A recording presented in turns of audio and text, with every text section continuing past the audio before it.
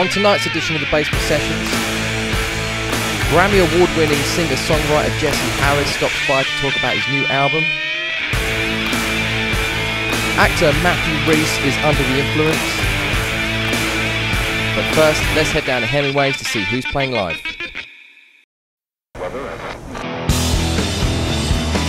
Hey, I'm Eric from Falling Still, and you're watching the Basement Sessions at Hemingways. If you stay, we will fall. Here I am with Eric from Falling Still. Thank you for joining me again. Thank you for having me. What are your dreams and aspirations for the band? Personally, I just want to continue making music until the day I die. And if you stay, all this disarray. And why should they come to your shows? Because we're putting on a rock and roll show that you don't really see much anymore. What's next for you guys? I believe we're opening up for Steel Panther on September 10th at the House of Blues. And then we're gearing up for a tour later on in the year. Are you going to go in that tour bus that I can see on your video? Yeah, we did this video for our song called If You Stay. It's the first single off of our new record, Everyone Loves Guns. And we took out all the seats in our touring van.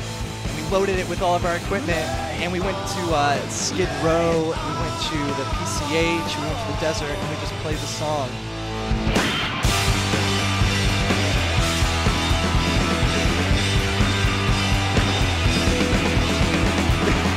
Thank you so much for talking with me, and I'm so looking forward to seeing you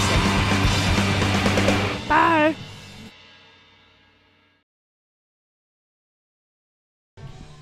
If you're watching this right now live, this is Plaguebender here live at Hemingways, taking the stage at 10:30, maybe 10:45.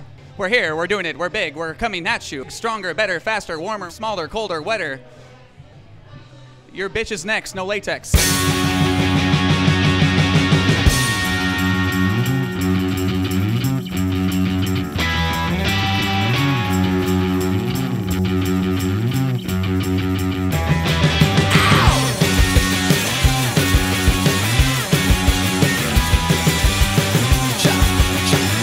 Here I am with the mighty Plaguebender, who are a resident band here at Hemingways for the whole month of August.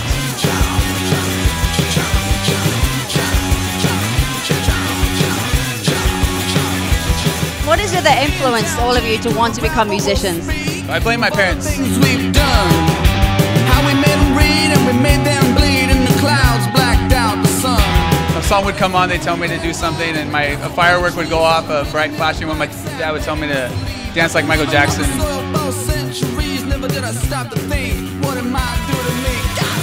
Yeah, I've been playing music since I was 11, 12 years old.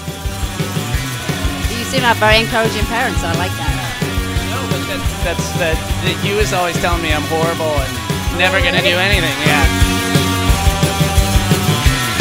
But what business really does a preacher's son have being the front man in a rock band? It's not my dad, my grandpa, and I would ride to church with him and see him preach, and yeah, so yeah.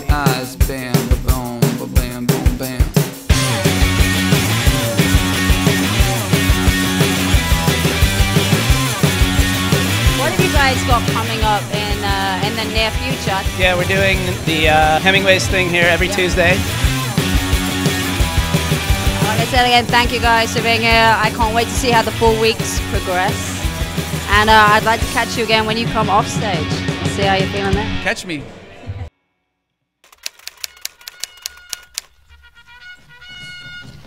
Hello, I'm Rhys, and I'm heavily under the influence.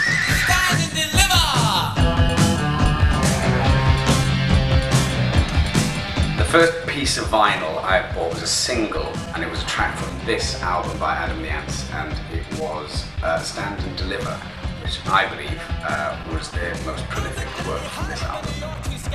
I was 7 or 8 years old, so I like to think I got into the music industry at a very early age.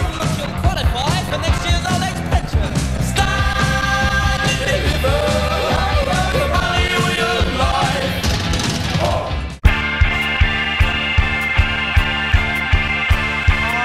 I would say one particular album that influenced my musical tastes throughout my youth was Freaky Styly by the Red Hot Chili Peppers.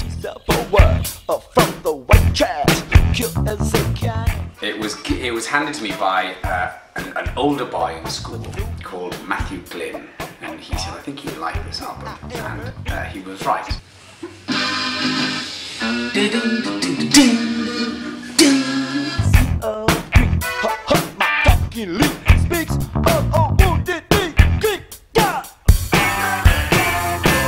The last CD I bought was this one, Caught the Storm by Isla Bamba. They're a fantastic group based out of Portland. And if you like a slightly Spanish, heavy classical guitar influence, these are the ones for you. Very exciting, ones to watch.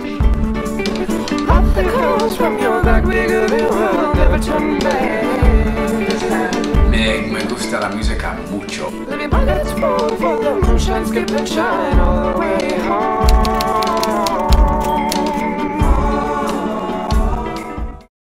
If you're an aspiring songwriter, there's probably a long list of achievements you'd like to tick off in your career.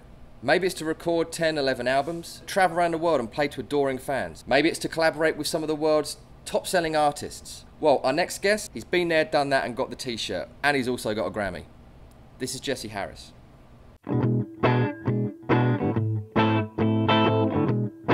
You can't teach me what I know. Jesse Harris, thank you for coming to the Basement Sessions. Thanks for having me. Now, you have just released your 11th studio album. Yes. Sub Rosa? Yeah. So you recorded that down in Brazil, right? Yeah, in Rio. For the most part? Yeah. And how was that experience? Great. Yeah? Yeah, I love Rio. I love that city. I love Brazilian music, and I have a lot of friends down there now. This time around, I wanted to spend more time preparing for the record by working on the material more, working on the arrangements more, rehearsing, as opposed to a more spontaneous approach, which is cool, but just wasn't what I wanted to do this time. Like you mentioned, you worked with Norah Jones, and you obviously won the Grammy for Song of the Year, I believe it was. Right, yeah. How did that all kind of come about? Well, as I said, I met her when she was a student at music school in Texas. We were just friends and started playing music together, and that led to a group that we started.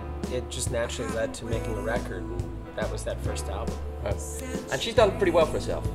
I would say so. And she appears on this album. Are you getting tired of the calls from Norah Jones now? It's like, listen, I've written you a huge hit. Would you leave me alone now? It's like, what more do you want me to do for your career? Is there a message you would like to give to her right now? No, I can talk to her. I'll give her a call later. Yeah, you should. Yeah. Although the album does sound fantastic, and you know, Thank you. It's amazing how well she complements your voice as well. Well, Norah complements anybody's voice pretty well. She does indeed. Now you are on tour. Yes. Right now we're on a West Coast tour, but we're going to do a tour with Norah in South America in December, actually. Has there ever been a moment where you've been working with somebody and you're like, God damn, I wish I could hear that song? You know, not usually. I usually try to enter into situations like that totally open. I don't have anything new and I write it right there on the spot, and then what can I say? It's happened maybe once or twice where I used an idea that I wish I'd kept in, but more often than not, that doesn't happen. Jesse, thank you for coming down to the Basement Sessions. We appreciate it. Obviously, everybody go out and buy the album, Sub Rosa, and the single is out right now. Yeah, Rocking Chairs. And you're going to play that for us right now? I will, yeah. Fantastic. Go to jesseharrismusic.com and check this fella out, because he's fantastic.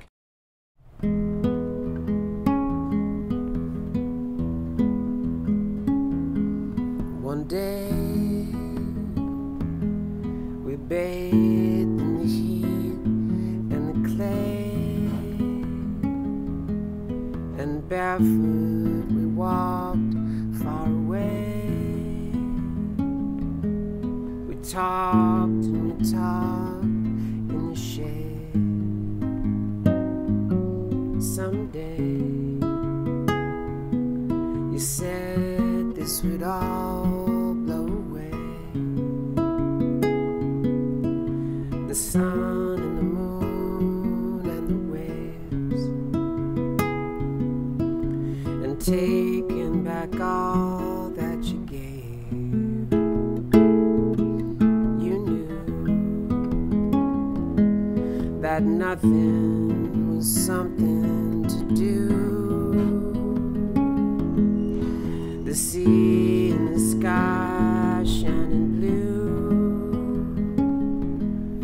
I tried, but I could not get through. And lately I wonder, had I been wiser then, would we be there? Still there, like rocking chairs, like rocking chairs. The silence was something you see,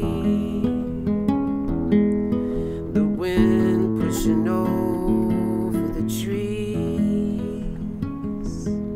You taught me that nothing is free. And lately I wonder, had I been wiser then, would we be there? Still there, like rocking chairs, like rocking chairs, like rocking chairs.